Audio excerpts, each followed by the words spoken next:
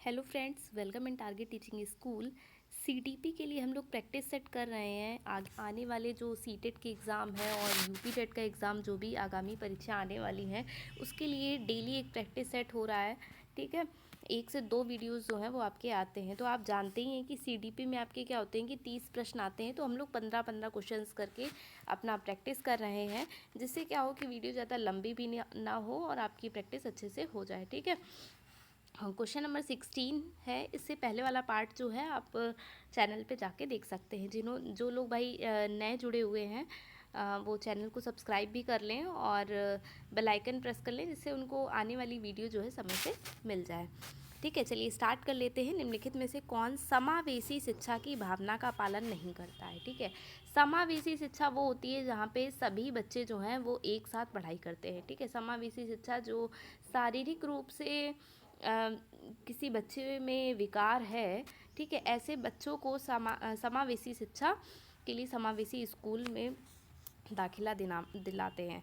ठीक है, तो क्या दे रखा है? विभेदित निर्देश सीखने के लिए सार्वभौमिक डिज़ाइन, पृथक्करणी और नामीकरण, सहयोगपूर्ण सीखना। नामीकरण जो है ये एक आपका नेगेटिव टैग वर्ड में आता है, तो जहाँ भी नामीकरण दिख जाए वहाँ से ही आपका रॉन्ग हो जाएगा। नामीकरण मतलब वर्गीकरण करना। ठीक है, नाम के अकॉर्डिंग आप बांट देना, क्षमता के अकॉर्डिंग। तो ये जो है एक समावेशी शिक्षा में पालन नहीं करता है। ठीक है, बाकी क्या होता है? समावेशी शिक्षा सबके साथ एक जैसा व्यवहार करना। ठीक है, अगले प्रश्न में आते हैं हम 17 नंबर में। इसमें क्या दिया है कि वंचित पृष्ठभूमिक के छात्रों वाली कक्षा में एक शिक्षक को किसके अनुभवों को साझा करने की अनुमति देनी चाहिए? ठीक है, सभी को अपने अनुभव कक्षा में लाने में हतोत्साहित करना। आपको ये ध्यान रखना है कि जो हमारा प्रश्न यदि पॉजिटिव है, ठीक है, पॉजिटिव है तो आंसर पॉजिटिव होगा। अगर प्रश्न हमारा नेगेटिव है तो आंसर भी हमारा नेगेटिव होगा। ठीक है, तो इसने हतोत्साहित की बात कर दी, ये आपका नेगेटिव टैग वर्ड है, आपका यहीं से गलत हो गया। ठीक है, अगले में क्या दे रखा है कि केवल प्रभावशाली समूहों के बच्चों को अपने अनुभव साझा करने के लिए प्रोत्साहित करना। ठीक है, अब आगे के हम ऑप्शन देख लेते हैं, उसके बाद ही हम कुछ देख पाएंगे ना कौन सा आंसर हमारा सही होगा। फिर क्या है, देख लो, ये भी आप देख सकते हैं, केवल केवल भी हमारा एक नेगेटिव टैग वर्ड है, तो ये वाले प्रश्न भी नहीं होंगे। अब आखिरी ऑप्शन हमारा बचा क्या? अपने स्वयं के अनुभव साझा करके सभी बच्चों को अपने अनुभव साझा करने के लिए प्रोत्साहित करना। प्रोत्साहित हमारा एक पॉजिटिव टैग वर्ड है ना? तो हमें अगर पता है कि पॉजिटिव टैग वर्ड क्या है, नेगेटिव टैग वर्ड क्या है, इसके अनुसार भी हम अपने ऑप्शंस को एलिमिनेट कर सकते हैं। तो आपका ऑप्शन नंबर 4 सही हो जाएगा। ठीक है, प्रश्न हमारा ये जो था, वंचित पृष्ठभूमि के छात्रों वाली कक्षा में एक शिक्षक को किसके अनुभवों को साझा करना चाहिए? तो उसके स्वयं के अनुभवों को साझा करना चाहिए, ऑप्शन नंबर 4।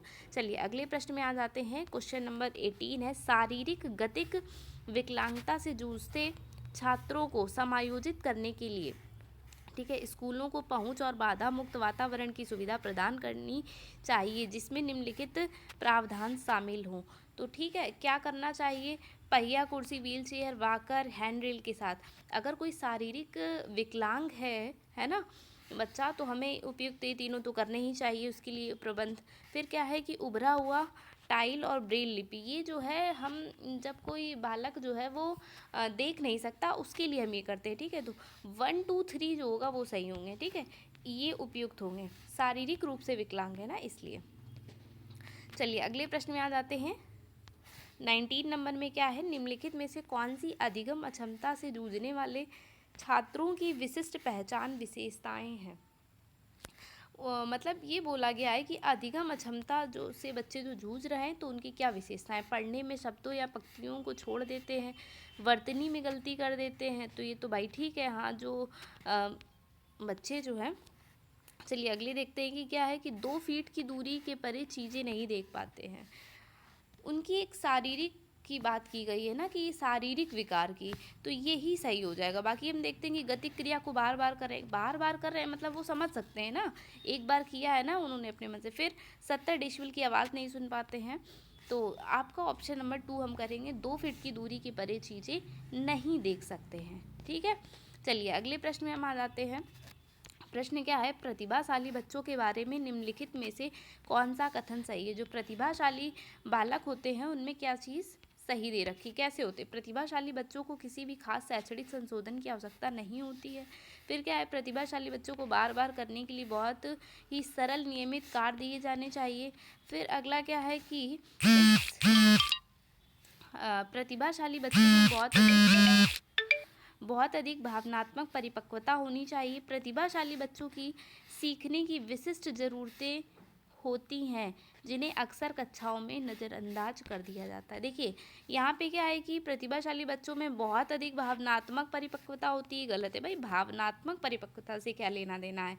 प्रतिभाशाली बच्चों को बार बार करने के लिए बहुत ही सरल दे, ये भी रॉन्ग हो जाएगा भाई। प्रतिभाशाली हैं तो हमें क्या करना चाहिए, बहुत सारे स्कूलों में क्या होता है कि अक्सर कक्षाओं में नज़रअंदाज कर दिया जाता है जो उनकी विशिष्ट ज़रूरतें, भाई प्रतिभाशाली हैं तो उनकी विशिष्ट ज़रूरतें हैं, कुछ एक्स्ट्रा क्वेश्चंस वो पूछते हैं। तो आपका ऑप्शन नंबर हम 4 करेंगे।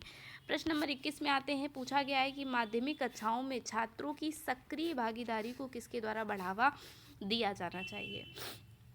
सकारात्मक और नकारात्मक पुनर्बलन को, निष्क्रिय श्रवण द्वारा प्रतियोगिता को बढ़ावा, पूछताछ और जांच की प्रक्रियाओं के माध्यम से। तो क्या आपको आंसर लग रहा है? आपको खुद से भी माइंड में करना है कि कौन सा आंसर हम सही कर सकते हैं।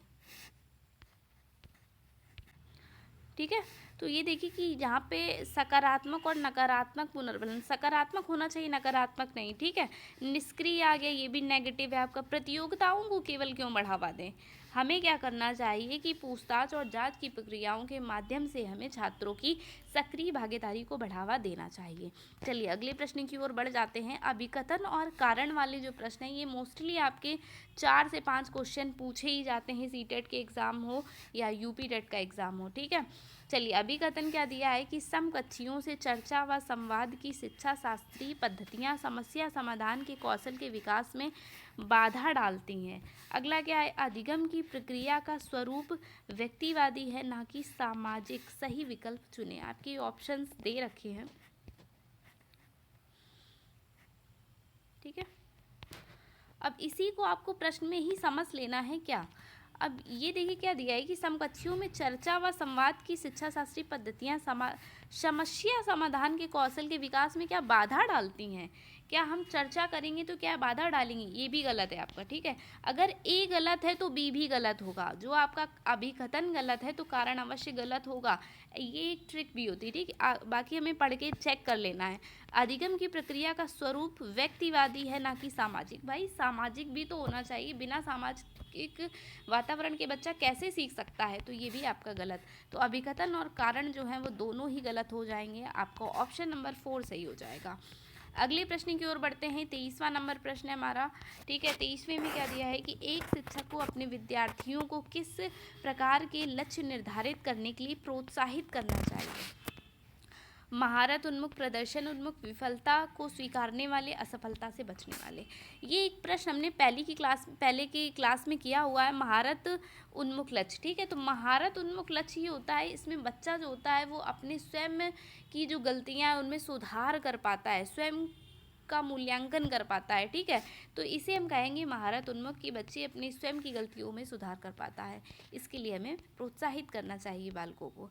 चलिए अगले प्रश्न में आते हैं। 24 नंबर में, एक व्यक्ति की धारणाएं उसके सीखने पर महत्वपूर्ण प्रभाव डालती हैं। ठीक है, निम्न में से कौन सी धारणा सीखने पर एक सकारात्मक प्रभाव डालती है। चलिए ऑप्शन देख लेते हैं क्या है सकारात्मक प्रभाव के लिए। मुझमें जन्मजात कोई क्षमताएं मौजूद नहीं है। शिक्षक हमेशा कठिन प्रश्न पत्र बनाते हैं। अच्छे या बुरे अंक लाना अपने प्रयास पर निर्भर करता है। और भूगोल शास्त्र में मेरे हो जाएगा, मेरे कभी भी अच्छे अंक नहीं आए और मेरे प्रयास पर भी इसमें अच्छे अंक नहीं आ पाएंगे। तो इसमें क्या सही करना है भाई, क्या सकारात्मक प्रभाव की बात बोल रहा है ना, उसमें अंक नहीं आ पाएंगे तो वो तो नेगेटिव हो गया आपका ऑप्शन नंबर। अच्छे या बुरे अंक लाना अपने प्रयास पर निर्भर करता है, ये अगर शिक्षक बालकों से कहता है तो ये एक सकारात्मक प्रभाव डालेगा। आप कर देंगे ऑप्शन नंबर 3। केवल हमेशा कठिन प्रश्न बनाने से नहीं होता, जन्मजात कोई चीज़ नहीं होती। ठीक है, चलिए अगले प्रश्न की ओर बढ़ जाते हैं। 25वां नंबर प्रश्न है रचनावाद का सिद्धांत। रचनावाद का सिद्धांत क्या है भाई, देख लो भाई। सीखने में अधिगमकर्ता की भूमिका को महत्वपूर्ण मानता है, जिससे वह संसार के बारे में खुद की समझ बनाते हैं। ठीक है, खुद की समझ बनाते हैं, ये तो सही लग रहा है। चलिए आगे देख लेते हैं क्या दिया है।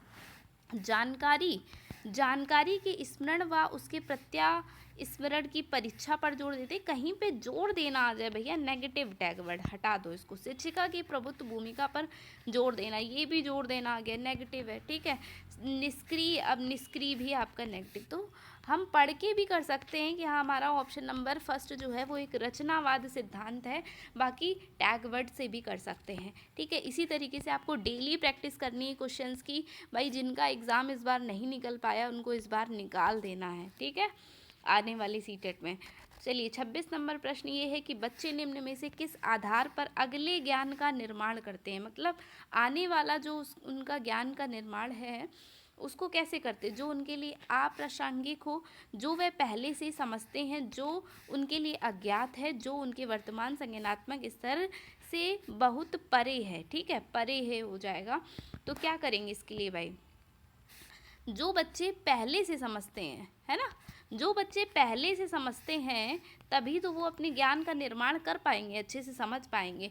पहले से ही बातों को हम रिलेट करके ही आने वाले जो भी उनके नई बुकें होती हैं, मान लो 3 में हमने पढ़ा, फिर कक्षा 4 में भी वही पढ़ा, 6 में पढ़ा तो उससे जुड़ा हुआ 7 में भी आया वो चीज़। चलिए क्वेश्चन नंबर 27 है, संज्ञान और संवेगों के बारे में कौन सा कथन सही है।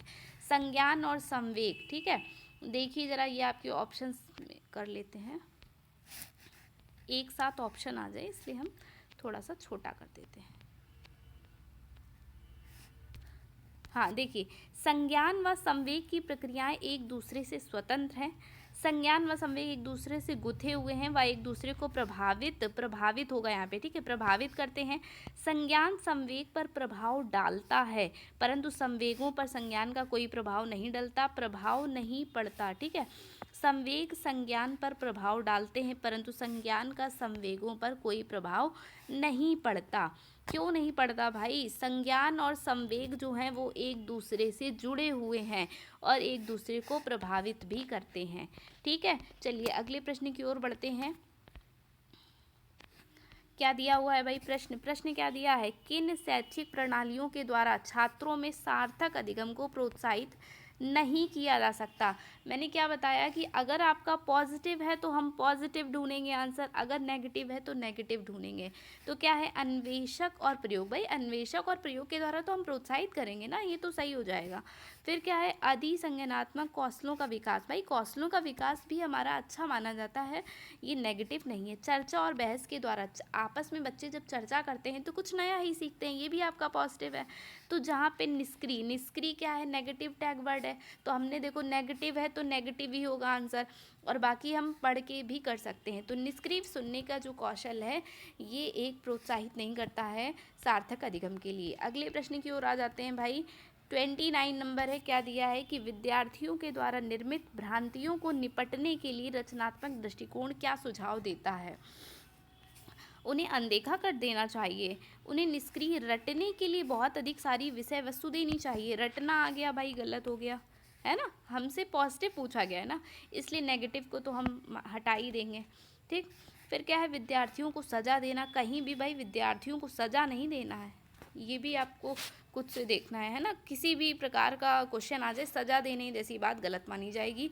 भ्रांतियों के प्रत्युत्तर हेतु चर्चा को मौके मुहैया करवाने चाहिए।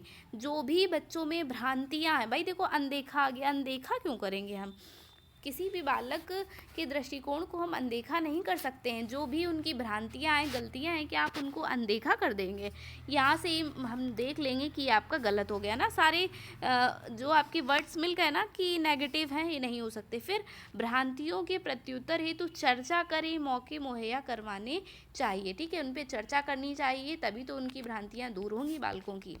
चलिए अगले प्रश्न में आ जाते हैं, अभिकथन और कारण का प्रश्न हो जाएगा।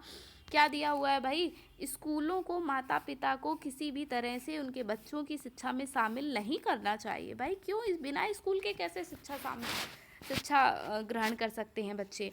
समुदाय के साथ संपर्क स्थापित करने से विद्यार्थियों के अर्थपूर्ण अधिगम में बाधा उत्पन्न होती है। समुदायों के साथ बाधा क्यों होती? भाई समुदायों से ही, समूहों से, समुदायों से ही तो बच्चा सीखता है। देखिए मैंने आपको बताया कि अभिकथन और कारण वाले प्रश्न में यदि ए गलत है तो बी भी गलत हो जाएगा, ठीक है। तो क्या बी का मतलब यही आपका कारण, ठीक है। तो देखिए अभिकथन गलत है तो आपका कारण भी गलत है, लेकिन आपको पढ़ लेना है, ये नहीं कि बस ऐसे ही दूसरा, मतलब टाइम कम होता है ना, इसलिए हम ऐसा सोचते हैं कि देख लें कि ए गलत है तो बी भी गलत है, लेकिन आपको एक नज़र देख लेनी है, ठीक है।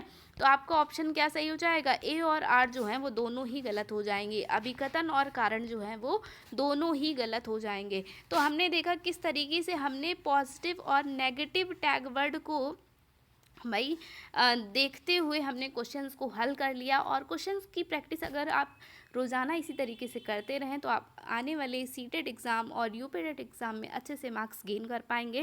कैसी लगी क्लास भाई? कमेंट्स करके ज़रूर बताएं। थैंक्स फॉर वॉचिंग, और इसी तरीके की वीडियोस को पाने के लिए हमारे चैनल को सब्सक्राइब कर लीजिए, जिससे आपको आने वाली वीडियो जो है वो समय से मिलती रहे।